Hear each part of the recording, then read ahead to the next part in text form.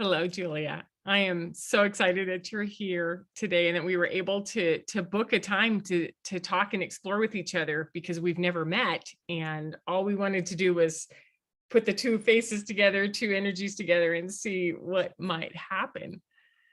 Hi, Denise. Yes, it feels so natural to be talking to you. It just feels like we must have met before. We must know each other from prior. It's just, I feel such beautiful resonance with your vibe, with your teachings, with everything you represent. So I feel extra joyful today for this wonderful opportunity. Thank you so much for reaching out, and I'm super excited now to introduce you to my audience and everyone who will be guided to our video conversation, because from what I've learned about you as I took time to research your website, your YouTube channel, your work, you are a passionate teacher, historian, and it seems that the highest excitement has led you to explore in depth indigo frequency and frequencies of souls that I identify as master souls. So indigo, Blu-ray, violet ray, and now also crystal souls, rainbow souls. Did I miss any? Diamond There's the souls. big one we're going to, which is the diamond frequency that Yes. we now have on our planet that has changed everything, right? Oh, I'm so happy that to meet someone who is dedicating their all time to researching this and teaching, sharing what you're coming up with, and of course then also attracting all these wonderful high frequency souls where you can then collaborate and expand this on a quantum level, right? There are these big leaps once the group collective comes in, it starts growing so beautifully. So yeah, so the name of your website is Denise Dryden. Is that how you pronounce your surname? Denise Denise Dryden. Dryden. And so is your YouTube channel. And I would really like to invite all the viewers to go and see the YouTube channel because you have invaluable content and just mind-blowing conversations with your wonderful friend, Lisa Gunshore, talking about what it means to be an indigo soul or any others that I've mentioned, this high frequency. I'll just call them master souls, and or activators, or change bringers, the evolutionaries, guides, teachers. There's such a huge amount of these, and I know personally from my work over the last 7 years, my strong attraction point is these aspiring leaders, teachers who go through quite challenging childhood, teenage years, early adult years, so many challenges, really heavy duty stuff. But then a point comes when they shift from victimhood, confusion, to self-empowerment, understanding, and then deep desire to lead others out of darkness into light, into joy, into abundance, and all that. So you have a wealth of information available for that particular level of consciousness. So go check it out, everybody. Thank you. And I would like to return the favor. This is the Mutual Admiration Society here, right? So this is Julia Balaz. And did I say that correctly? Perfect. Yes. Thank you. And I came across you through an interview with Elena Denon, and you have a website that's Quantum Healing Journey, and it's in Ireland. So it's an IE at the end, right? So I'm at .com in the US. And you do galactic astrology. You can pinpoint through the zodiac chart and the trines and the connections where our planetary axis influx influences from, which has been something that it's been a blind spot for the work, which is I know I can recognize these children or teens, when they get to be about 13, 15, 16, the family lineage clashes hit. And I came into it through therapeutic programs where kids were shipped off to wilderness programs and therapeutic boarding schools because the family system couldn't work with them or the parents. And knowing that there's a galactic reason for that there's lineage work, that we are doing deep DNA mining and uncovering, means that this work that I do and you do, provides validation. So what I noticed in how you read and in the different sites, because I think I watched just about everything on your website, is that you can watch the receiver go like, Oh, it's so true. And their eyes water up and they're like, that's me. I know this has always been me, but I didn't know. And so what I've noticed is that these galactic masters who have volunteered from all over every galaxy we can find to come in and do this earth work have this veil of forgetfulness. So there's suffering and there's trauma and there's hurt feelings and there's victim energy that if we can move them out or help them sort of dust it off and put it way behind them, then they become that leader, that master that our world needs. So our work is just woven together beautifully from completely different angles. I love it. I love that. Yes.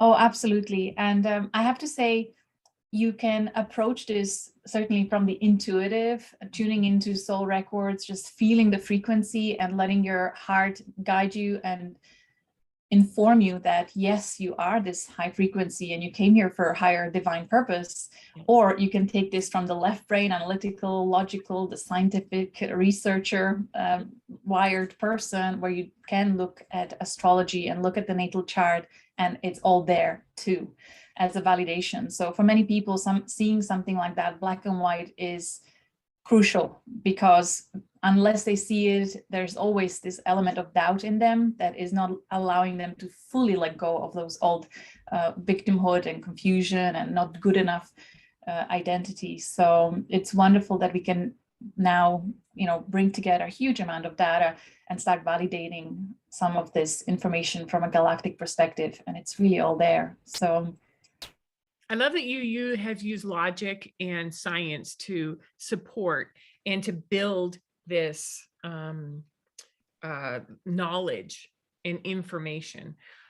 When I first came across this, I was in admissions watching this very specific kid come in over and over and over again, which I got kind of used to. And you kind of get used to that oppositional, defiant, rebel Indigo, right? They're just not going to take much, and they're truth seekers.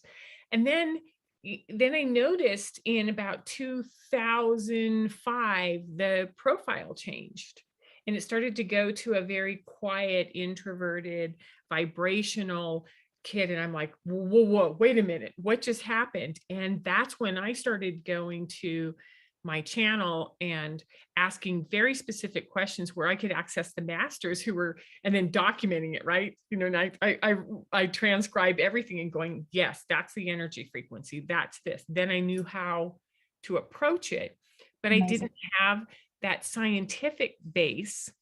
So for me, what I struggled with was, how do I provide some sort of a reference point for questioning parents, especially because in the private therapeutic industry, these are the big heavy hitters of the world. They're the researchers, the Harvard, Yale graduates, the politicians, the entertainers, the Fortune 100s. And so I came across Elaine Aron's work on the highly sensitive, and that was the clinical piece that I could at least use as a touchstone. And so I've been looking for other touchstones since then to be able to direct someone with a very logical need for facts structure to have something to hold on to, because you and I, we know what intuitive information feels like, and we've trained ourselves over the years to work with that. yes. However, someone who hasn't trained that needs something to hold on to. Absolutely. I've seen it over and over. Yes.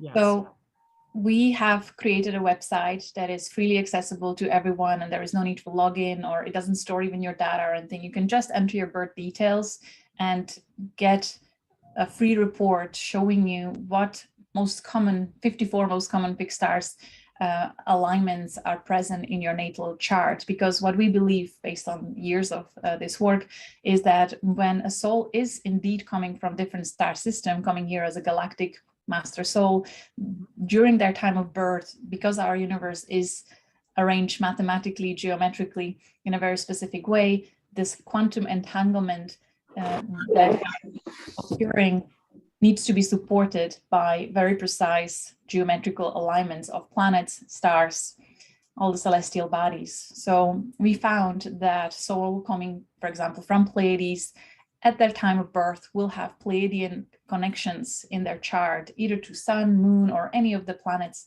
in their astrology. And likewise with any other, Arcturians, Sirians, so on. So, but with regards to these higher frequency master souls, I found that they are multi-galactics. It's not just one. We cannot pinpoint just one, and this is Indigo and all the others aren't. They are multi-galactics. And equally with zodiac signs, we cannot say that, Arians, Aries, strong Aries will be the Indigo and the others will be different frequency, or Scorpio or any. They are in their zodiac charts. What I'm seeing with these master souls, that they have a very busy, very complex, just traditional astrology chart alignments, to the point where you can see how they are meant to integrate all 12 signs, archetypes of consciousness, and become a whole being, raising into that 13 sign of master that sees everything from higher perspective. So we cannot really just say one or the other. Mm-hmm. And what I noticed is that with the zodiac, yes, taking on each of the 12 signs makes sense, and then making sure, and I sort of moved over towards the elements, which is there are 4 elements that are represented. So then how do you work with the pains or the challenges or the gifts that come with water, with betrayal? And so I, was able to identify a core wound with each of the elements, and then say, how do you bring all 4 elements so that you can hold those at all times within your system? Because I come in it from a tarot reading, right? Which is like, I know those 4 elements really well. So it's beautiful to take it to 4 elements, 12 zodiac signs into this 13th level of complete galactic or intergalactic or multi-galactic mastery. Yes, absolutely. And I have to say, for anyone who isn't a left brain logical researcher type and really just intuitive, you don't need to dig deep into all these. This really is just, different people need different permission slips to evolve further beyond the point they're at. So all this is just a stage, and eventually once you get to understand how you think and this kind of divine orchestration behind everything that ever happened to you, once you release all the false identities and limitations, then you will drop even this labeling of blue master souls and all that. Even that will no longer matter, and you will just be an embodiment of compassionate wisdom, encouraging others to become sovereign beings. So I want to always highlight this, that we are not clinging to these labels. We are just always moving on and helping those that are needing it right now. Would you agree? I have had my butt handed to me so many times by the masters when I'm like, okay, can we work with Asperger's, or can we work with Indigo, and they're like, we're going to hold this label for you right now because that's how you gather. Like, put it all in the file and then just drop it and open it up and allow it to be. And when you were talking about having all of this linear analytical information around you, I was imagining what it's like when if it's scattered all around you. Like everywhere you turn, there's a zodiac sign that's talking to you, an aspect, an element, an image is not different than when you go for a walk out in nature. And when you really calm down and listen, the flowers are showing you something, the trees are showing you something, the rocks where they're placed, the way that you're moving through it. The level of relaxed consciousness is wisdom embodiment, right? Oh, so beautifully highlighted. Yes, definitely. And then of course it's also in relationships and everything, not just nature. When you mention the elements, what I'm seeing is that if someone has over developed element or too much of certain element in their being, they will always attract someone who have the polar opposite of that, and they're always partners that are opposing each other, or true children. And we are so supported towards our path of completion and wholeness.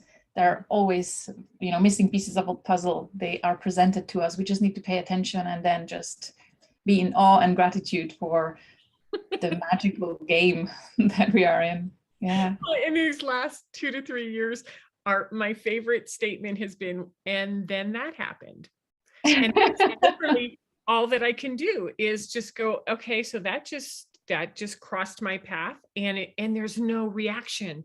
There's Yes, no anger, there's no fear. There's just like, one that just happened, and then this one and this one, and I wonder what they mean. And I so love that. we become, Yes. whether we train through each of these vehicles or any other vehicle that we haven't, brought in at this point, whether it's astrology, history, reading, galactics, it all is just information that either validates and allows us to start stepping into ourselves. And that's my whole point in identifying these 4 energy systems and their intentional seeding. And that's what I wanted to sort of talk to you about with this is it possible to have an intentional frequency seeding that arrived at a certain time, and then watching what happens with it, and then to be able to validate at all times. It was hard. You had no memory. You had to go inside and say, I have the skills somewhere in me to handle this. And not very many of us as humans have that kind of maturity or wisdom at birth. It's something that we take 20, 30, 40, 60 years to figure out, right? Yes. That's what I'm here to do, which is to stop being hurt and reacting to everything around me, and to start guiding and modeling as a master. That's what I came to do. Yeah, the clarity that just came through is, I think that intentional seeding is actually coming from the resonance of the Earth herself and our sun and the entire solar system. The solar system must be going through this evolutionary frequency where it became an attraction point for certain frequencies coming here really in millions. Right. That's why we are all here at this time. So I like the idea that Gaia is actually Gaia, Terra, Earth, that the call comes from there. Because yes, one of the things, and you've watched some of the work I've done with Lisa, is understanding, what does a frequency really do, and how does it partner with Earth and the grids, and what happens when there are nefarious controlling races or what do we want to say, species that suppress and control and enslave. And then what happens to our grid work system when we do that, and what Gaia can do. And it's like, let's just bust this open. And that's where the indigo is sort of like the one that came after in my thinking, because I was trying to figure out this crystalline kid, or this crystalline vibration. It's almost whale-like. It's vibrational, and they hold, and they have strategies for how they hold. And then they needed protectors. And then I went back and created the information or I created a profile of the information about the indigo, which is the warrior, protector, sort of truth seeker, who's the dismantler.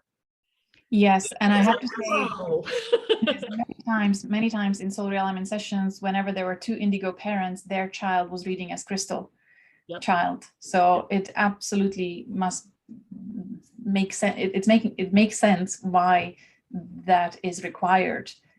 And then the rainbows are also coming with these. What I've noticed with rainbow, I haven't met a pure rainbow soul frequency yet, but I've met many who are indigo who have rainbow layer around them, and their path was to attract rainbow children who are yet to be activated. So I've met several of these, and I'm going to actually release one soul reading session with one person like that, and what her mission is. It's so amazing. So there is definitely a divine orchestration, and everything has to be a frequency match and a precursor for the next higher level and higher level. So what I love on your website is that you have a coaching for parents who are raising this super high octave consciousness of children that are just completely different to what we ever had on Earth before. Do you want to comment on that maybe a little? Yeah. What I noticed is that I started coaching parents in 1995 on, like, hey, how can I help give you a different perspective of this unique creative being that you have as a child? And some parents were highly resistant to it, and others, trained, adapted, new perspectives very well. And what I noticed is that it doesn't help to come in directly on the parent first with the child. It helps to go to the parent and go like, what do you know about yourself first? Who are you? What do you know about your own wounds, your own reactivity, where it influences you? And then I think you'll notice that the second kind of offering is, how do you create stability and adaptability right now when things are changing? So if the world goes like this, you don't go into your old patterns, you go, okay, and you right yourself, because those two precursors or fundamental skills are super important when we then start to go, so I have a diamond baby, I have a rainbow teen right now, I have a crystalline child, and we aren't connecting. And so we start with ourselves, because everything begins and ends with ourselves first. So I dropped doing dual parent coaching about 3 years ago, because unless both of them were super aware of who they were and how they played off of each other, it was just like watching a ping pong game all day long. So I went to one parent and enhance that, and then would work with a second parent if they wanted to, or both simultaneously, but on separate schedules, and then kept presenting this vibration or this frequency of the child, because each frequency is completely different. And what I noticed is that let's if we're dealing with the concept of familial systems and frequencies, it's not any different than a fish tank that's in perfect homeostasis and balance, and everything's moving along, and then you drop a fish in there that is not from that area, or territorial, or a turtle or something, and the whole tank is like, what is that? And it just sort of shakes around, and sometimes it gets dirty and it doesn't work. Sometimes other fish die, until it comes back into homeostasis. So now you have both frequencies learning homeostasis. So it's possible for an indigo parent to have a crystalline child and start to attract more crystalline vibrational, because they've now learned that. Then you drop a rainbow in there and it frenzies all over again. So as we progress through these frequency upgrades that are placed, strategically to move us forward, our bodies now reflect indigo, crystal, rainbow, and diamond. So the indigo warrior, the truth seeker, the vibrational co-creator from Venus, right? The love, everything is cause and effect, and they're the holders. And then you have the rainbows, which are the blenders. They're the ones who really go across all of those lines of polarity and say both, not one or the other, both. I can be in a boy body and like girl things. I can be a young kid and have a best friend who's a 80-year-old down the street. There's inclusion. It's an inclusion blending. And I like to think of them like the bees who go from flower to flower and integrate everything, right? And then all going towards the diamond, which is the purest frequency of what I think is our future, our Aquarian age. And these are the early groundbreaking diamonds who they couldn't even hold on this planet until maybe 2008, 2009, 2010. They'd come and go like, can we do it? Can we do it? No, not yet. And then they would leave through, miscarriages, through stillbirth, through sudden infant death syndrome. They would hold as long as they could until they realized that frequency is just too hard, can't breathe here. And now we as a human race and as a planet have created a safe place for them to now come, and they're coming in mass. I love this conversation so much, and it brings a really important point for all the indigos out there, all the master souls out there, that for a little while, maybe all of us guilty of this self-importance, and I'm here on this mission and it's so important, but actually it's all about the future generations, and we just need to cop on and go into that humble experience of the importance of holding space and clearing any illusions, limitations, ego traps and all that. And really, we just need to create that safe space, because what these children will bring through, we cannot even comprehend or imagine the quantum leaps that are yet to come. Have already happened. I mean, we can look at how far we've come. And when we look at the indigo as being the dismantler or the destroyer, Lisa and I talked about this last night. Our job is done. We have literally destroyed every structure and institution that existed on the planet before the 1950s. Or after the before and from the 1950s to, well, when they came in mass in the late 70s forward, everything's fallen apart. Everything. Totally. Watching it. And no, we didn't do anything outside of just to have jobs, raise families, do our own work. And it's an invisible, powerful frequency that changes everything that it comes in contact with. And there's enough of us on this planet that everything that couldn't hold just collapsed. Yes. Powerful and Absolutely. angry, sort of frustrated group of a population that just needs to be recognized and said, thank you for the tremendous pains that you went through in order to destroy these old structures and institutions. You are a master. I thank you for that. That's what our job is to make that help that soul. Yeah, the acknowledgement and validation is transformational, really. I've seen it so many times. If just one person can see you for the courage that you came here with and appreciate you for the sacrifices, it can release such a huge amount of grief and pain. And suddenly finally someone sees me and I can now just move on. So yeah, so important. So I would like to just bring attention back to that calculator to help people. If I invite everyone to go to starseedsastrology.com, put in your birth details, and if you will see a lot of different fixed stars alignments like Pleiades, Arcturus, Aldebaran, Hades, Procyon, all these, you will most likely see a really busy chart because we have a huge amount of these multi-galactic souls here. Perhaps you can start recognizing that, yes, indeed, you are one of them, these paradigm shifters.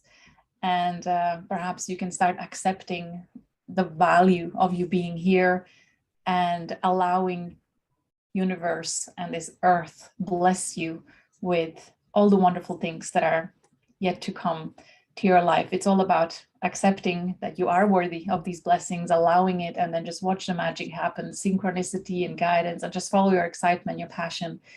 And certainly I encourage everyone to also look at their children's charts if you have children or nephews, nieces, and start getting co-workers.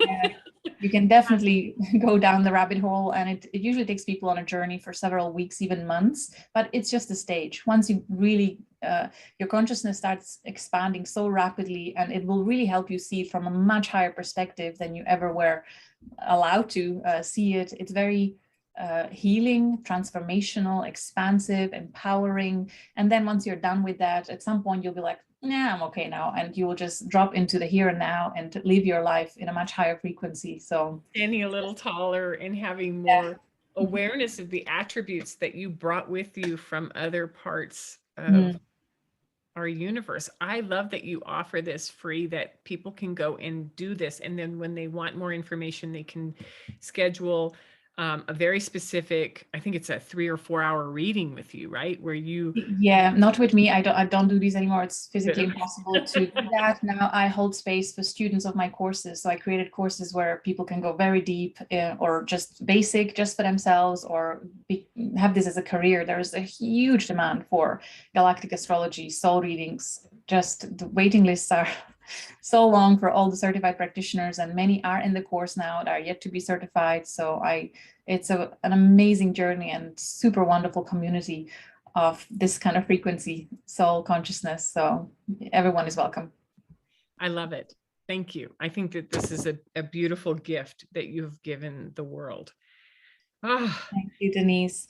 How is your book? You recently launched a beautiful looking book, and I see now on Amazon. Tell us about that. Indigo assignment. First book I've ever written. I've probably had it inside me for about 2 or 3 decades. Exciting. I love it. I found out that I love to write. I absolutely love to write, and I found my voice. It is me saying, hey, have you thought about this? And what if? And here's something to ponder. And let's look at some old traditional ways of looking at history and say, well, what if it's different? And so it's available on Amazon. And what I've noticed is that I'm a newbie at this. I need to be able to make that accessible to the UK and to Europe, unless there's any restrictions in going through the Amazon.com US system. But it's on Kindle and in paperback. Wonderful. Yes. Congratulations. You must be so proud. And it's just one of many hope. Well, it's one of 4. So the idea was to, and when I moved into this place last week, what I was guided to do was to take, leave everything in boxes and only put up behind me anything that would hold for the crystal assignment, because that's the next project. So what I've been asking for is parents of crystals, indigo parents of crystals, or crystal clients who are like, hey, can we start playing with what this whale sonar vibrational, deep resonant emotional work can be like. And so that I had probably 350 psychoeducational testings on just what the indigo kid looked like before I even started to write it. So now I have this sort of about the same amount for the crystal. And so it's like, let's start writing on that. So it's sort of a call to the book and a call to clients who want to explore that, because we learn together, right? Whatever you bring into the call, I learn how to talk and phrase it or bring it out. And I learned more than the client does most of the time. Okay, so one piece that piggybacks on that is, have you ever come across walk-ins where you have somebody who, and to me, walk-in can be one of 2, probably many more options, but I'm going to just focus on 2 right now. That one soul is holding the body and another one comes in and this one says, you got it, tag, like a relay team. Or the 2 of them come in and they integrate and they become versions of upgrades or souls. What's your experience with working with astrology when that may be prevalent within that yeah, I know what you mean. I am well aware of the topic, and personally I have not attracted a walk-in soul to my work, apart from a colleague of mine in QHHT session. We did exchange sessions together, and I know she is a walk-in. She had a period of transition where she literally was going through process of dying of her physical body, and in complete seclusion, and she felt the transition happening. She's a powerful, beautiful shaman teacher.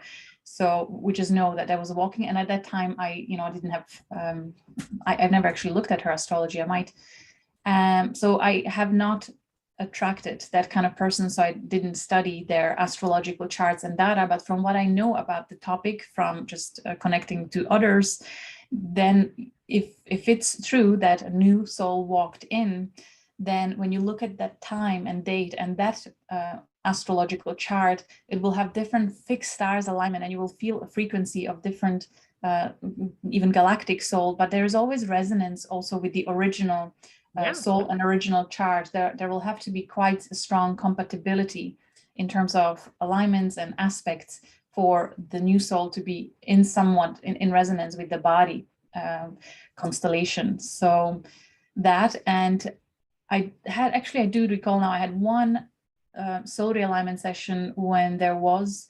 a shared body by 2 souls. And that was quite confusing for the person and their relatives as well. That's always very challenging, and it's very hard to read for someone like that, because you have 2 different souls and sometimes can be labeled as mental illness and schizophrenia and paranoia and I don't know what. And actually, if someone would read for that person, they might see that there are actually multiple souls sharing the body for whatever reasons. So it's a big topic. It's a huge topic, and I would imagine that because we work on a contractual basis, which is like, hey, we're going to do this, that the 2 can be melded even into the astrological chart, and you can pick up on, that's odd because when I read about her, she's here, but I also pick up on this, which means, and so it's another way to pursue some curiosity and go inward into your own research and your own journey, which is what if. And the reason I ask that is that within certain frequencies, sometimes it was easier to bring a frequency into, like, for example, within the book, we talk about the Indigo Scout, which is the person who came in anywhere between 2 to 20 years ahead of this en masse in 1977, which meant that they put themselves in positions of teachers, coaches, religious, guidance counselors at camp, places where they were that wise one who kind of said, oh, let me help you out right now, or let me just show you what life could be like, that it is a very separate position than the parent, which is to provide some sort of guidance. And a lot of those earlier ones came into existing bodies because the plan was initiated after, I don't know how to explain it. It was just that makes so much sense. I hear you. Yeah, totally. Totally. And I have to say, for something like that to occur, what's coming through now is that there would have to be, most likely there would have to be a pattern of kind of fragmented consciousness in the family through abuse and confusion. So that the child would be raised in a very confusing environment and unpredictable, because then the body also needs to have that level of fragmentation for that to also occur. So, and therefore, if there is a practitioner that kind of is attracting this type of frequency of walk-ins, I would ask the practitioner to reflect on their own childhood. Was there a fragmentation within the family lineage and confusion? And it's important to clear that and work on that. Or if it becomes your mission, then of course it's perfect, and you work with that if you know how to handle it in a grounded way. You align and you attract what you need to. That makes the most amount of sense to me, Julia, is that, I look at how we all gravitate towards a period of time when we needed someone the most. We end up becoming that, whether it's, hey, I need someone to really show me what to do with my money, or I really needed someone to hold my hand through middle school and high school because it was terrible, or I needed someone besides my parents to be able to talk to, then we end up focusing on that age group. Some of us like working with early 5, 6, 7-year-olds. I personally, give me an 18 to 21-year-old and they're sort of done with high school, but they don't know what to do and they're trying to individuate. I'm like, hi, let's talk.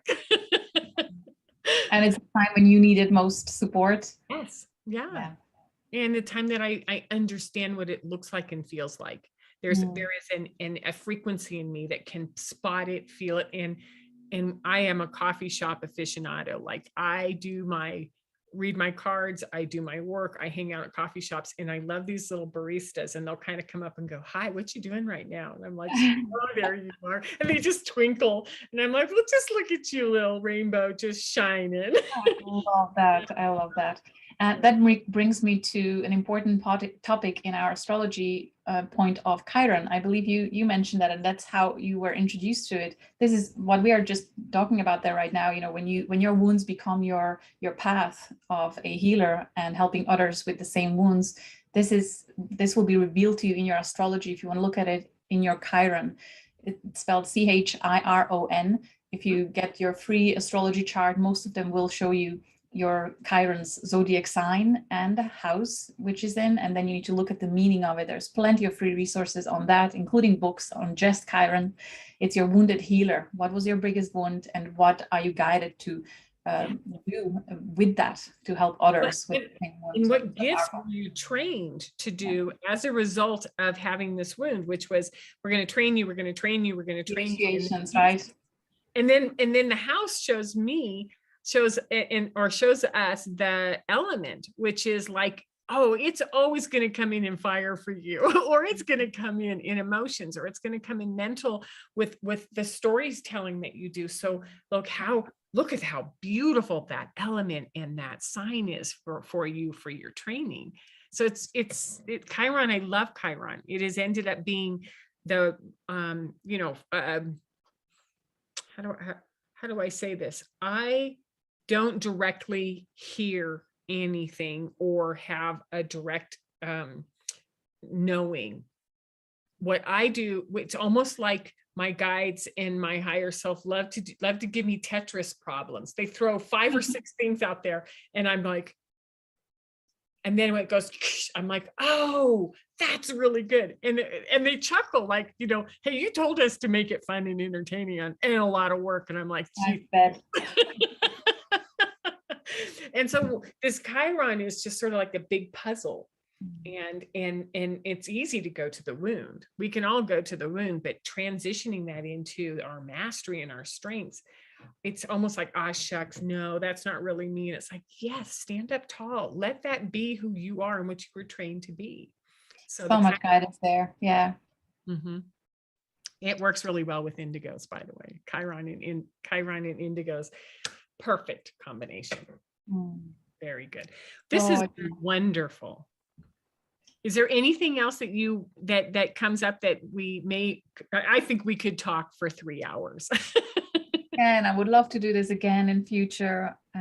Will be interesting to see the feedback from our audience, and you know, whatever questions may arise, we'll definitely be happy to do this again. No, I think this was a really, really awesome first call. Thank you so much, Denise. Such a joy. You have a lovely rest of your evening because you're in Ireland. Thank you. Much love, everyone. Take care.